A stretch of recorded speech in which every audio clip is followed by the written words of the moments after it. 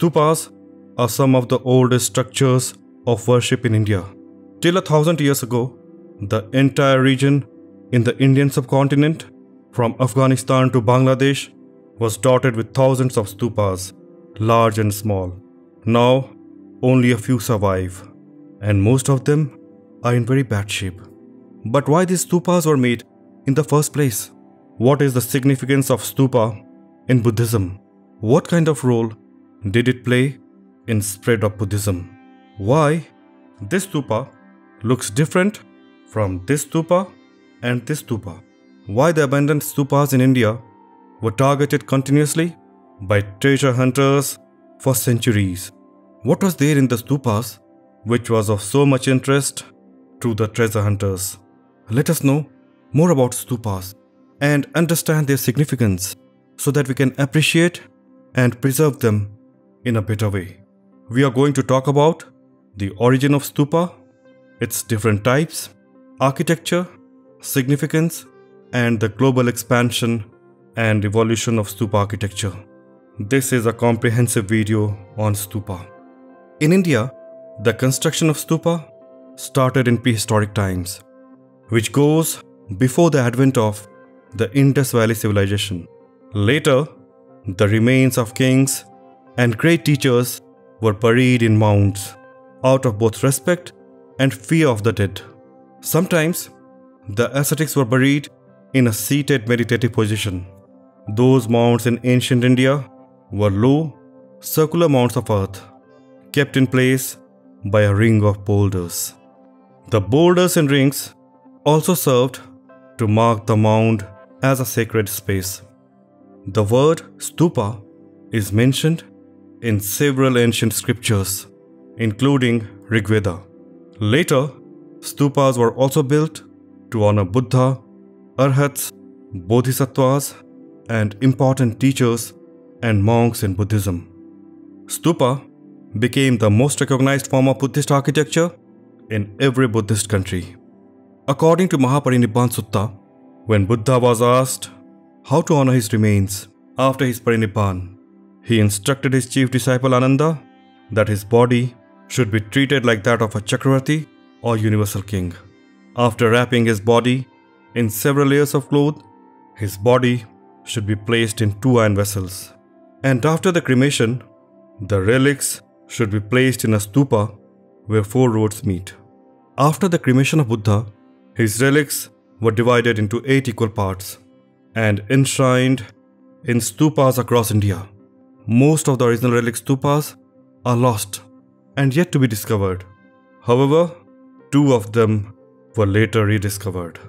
One was the Ramagrama Stupa in Nepal of the Kolia clan and another in Vaishali of the Lichavi clan.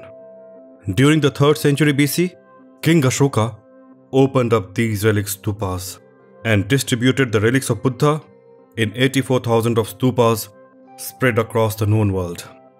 This played a major role in the spread of Buddhism. He was not successful in opening the Ramagrama Stupa because it was fiercely guarded by the snakes.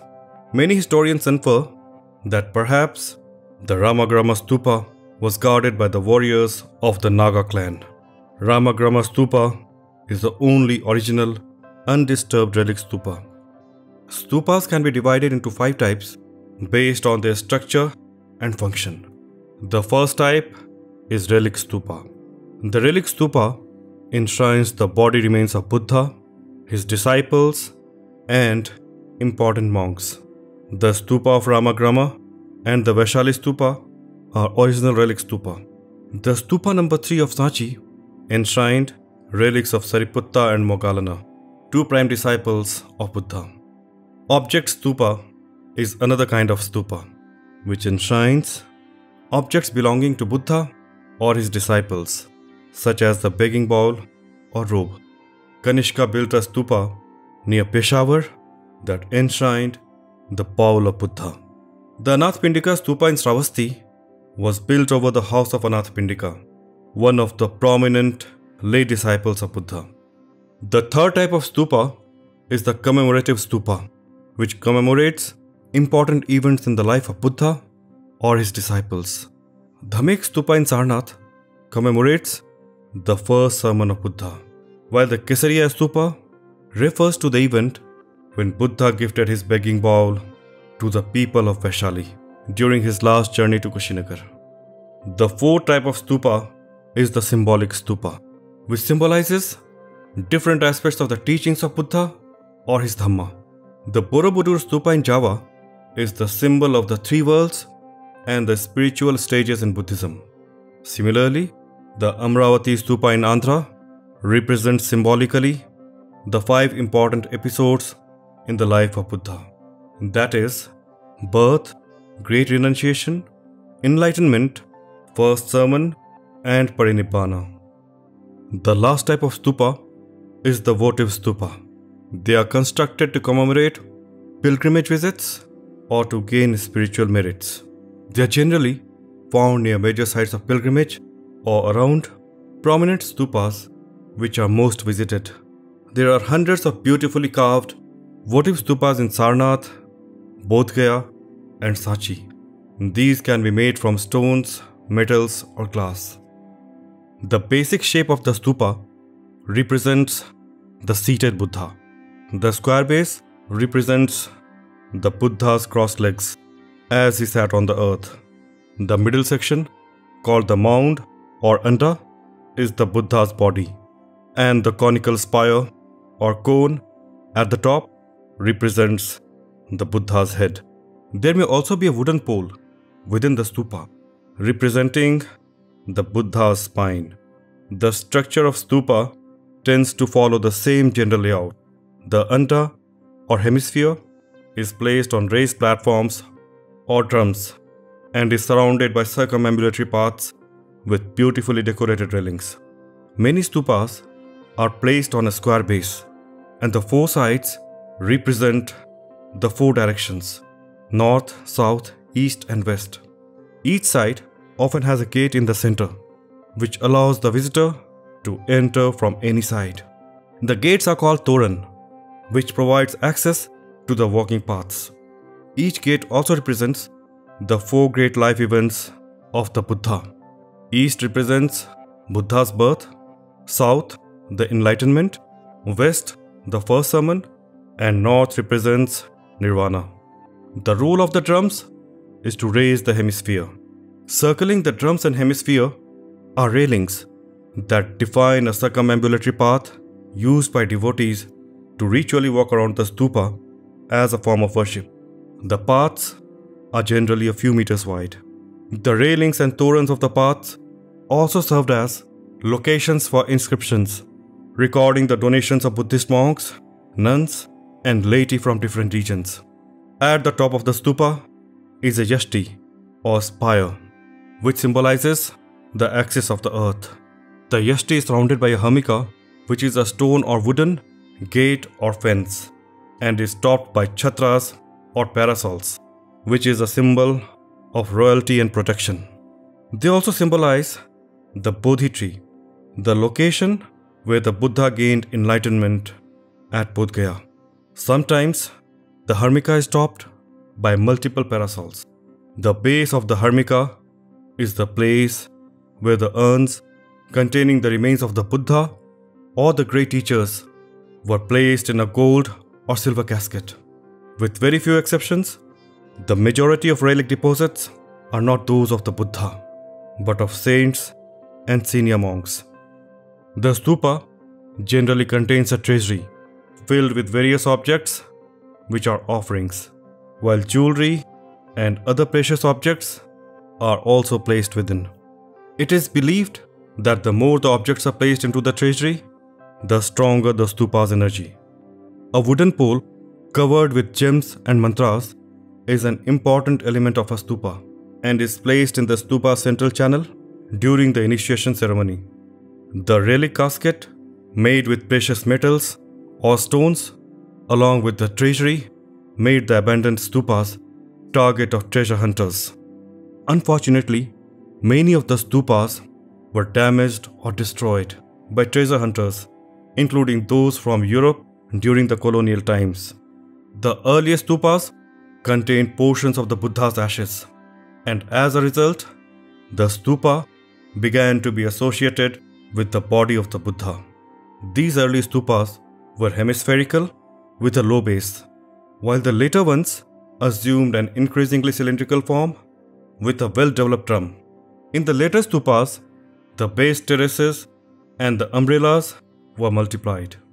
However, open-air stupas or pilgrimage stupas were not the only types of stupas built in India. Stupas were also constructed inside the rock-cut caves or chaityas of Buddhist monasteries. Stupas in the rock-cut caves were usually simpler than the open-air stupas. These stupas typically consisted of three parts: one or two drums, the anda or hemisphere, and a hamika. In all of these complexes, the stupa is located at one end of a columned chaitya hall, opposite the entrance and a large window, which provides only natural light. While the rock-cut monastic chaitya halls did have circumambulatory paths, but they are situated along the perimeter of the chaitya halls rather than immediately adjacent to the anda or hemisphere as in open-air stupas. Unlike open-air stupa complexes, the stupas in most of the rock-cut caves did not contain relics, although a few complexes did, but this was more of an exception. The lack of relics suggests that the nature of stupa worship in rock-cut stupa complexes was different than the larger open-air stupa complexes. Initially, stupas were worshipped for what they contained, and the relics of Buddha was taken as the presence of the living Buddha. The worshipping of the stupa was led by King Ashoka during the 3rd century BC. During the initial centuries after the Parinibbana of Buddha, Buddha was expressed by 4 principal symbols, which corresponded to major events in his life. First symbol was elephant, which depicted Buddha's birth. Second was Bodhi tree, depicting enlightenment. Third was chakra, which depicted Dhamma. And fourth was stupa, which depicted Parinibban. The worship of stupa began as a symbol of Parinibban, because stupas made the presence of Lord Buddha felt through his mortal remains, like his relics, nail, hair, and teeth that it contained. Therefore, the stupa was an object of worship. Ashoka also started the celebration of Deepakotsav, or the Festival of Lights. On this occasion, the stupas were worshipped by lighting up the diyas or earthen lamps in series. This fact has also been proved by the availability of a large number of diyas that have been obtained during the archaeological excavations of stupas. Over the next centuries, the early stupas at Sanchi, Bharhut, Dharmarajika, and Amravati became important pilgrimage sites for the Buddhist laity. Buddhist worship focused upon stupas, both large stupas containing relics and the smaller stupas within rock-cut caves. In addition, several monasteries were established around the stupas throughout the subcontinent. These monasteries also became centers of learning and teaching. In stupa complexes, the primary form of individual ritual is circumambulation of the stupa. The pilgrim cannot enter the stupa, as it is a solid object. Instead, the pilgrim walks around it as a meditational practice focusing on the Buddha's teachings.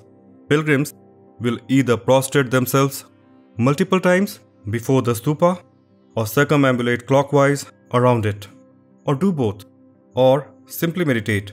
They also honor stupas with flowers, incense, and sandalwood. Through circumambulation, an individual accumulates merit, assuring faster attainment of nirvana. When ancient Buddhist pilgrims visited any of the famous stupas, it was custom to make some offerings to the shrine and at the same time set up some memorial of their visit. These offerings consisted of money, jewels, and other costly articles by the rich, and fruit, flowers, and sandalwood for the common masses. Pilgrims also used to make votive offerings of small stupas to gain merit and to improve one's karma. Since the votive stupas are small, they can be easily transported. These stupas, along with small statues of Buddha and other Buddhist deities, were carried across Nepal and into Tibet, helping to spread Buddhism. The stupas and monasteries received the patronage of kings, merchants, bankers, and even the monks themselves. Donation inscriptions from Sanchi and Bharut show that people travelled great distances to worship at the stupa. These inscriptions provide a record of people who supported stupas and monasteries.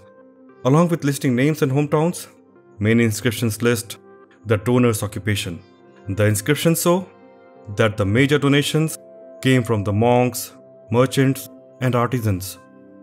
With the spread of Buddhism, stupa architecture was adopted in Southeast and East Asia. The stupa gateway arches or torans reached East Asia, including China and Japan, along with Buddhism. In Tibet, the stupa became the chorten and the pagoda in East Asia. Nepal houses some of the most beautiful and large stupas, including the Swambhunath Stupa and the Bodhnath Stupa in the Kathmandu Valley. Stupas were built in Sri Lanka soon after King Devanampiya Tissa of Anuradhapura converted to Buddhism. The Jetavana Ramaya Stupa in Anuradhapura was one of the tallest non-pyramid ancient structures in the world. In Sri Lanka, the stupa is known as Dagoba. Sri Lanka is dotted with some of the highest and most ancient stupas in the world. But perhaps the highest number of stupas are there in Myanmar, which is also home to the world-famous Shwedagon Pagoda. With the spread of Buddhism, the stupas reached the other continents also. The 108 feet tall Benal Medina Stupa in southern Spain is the highest stupa in Europe, while the 108 feet tall Great Stupa of Dharmkaya in Colorado is one of the highest stupas in the US. There is one beautiful stupa at the Kalchakra Kalpa Center in Austria. Another stupa, based on the Borobudur Stupa of Java, is located at Amravati Buddhist Monastery in the United Kingdom. The architecture of stupa has also evolved with time, though the core ideology of the stupa is retained in terms of architectural design to this day. The difference between the traditional and modern stupas lies in the materials used in the construction. The Patliputra Karuna Stupa in Patna is a glass structure. The Sambodhi Chaitya in Sri Lanka is a concrete structure based on a platform supported by two interlocking arches with access via elevators. Stupas remain one of the central architectural structures of Buddhism and have evolved with time, but its significance in Buddhism has remained unchanged for the last 2500 years. If you found value in this video, please give it a thumbs up. We are constantly coming out with new videos on the life of Buddha and the Buddhist heritage. If the information provided by the video was useful, please subscribe to the channel for similar informative videos on Buddhism. Please share your thoughts on Stupa in the comment section below.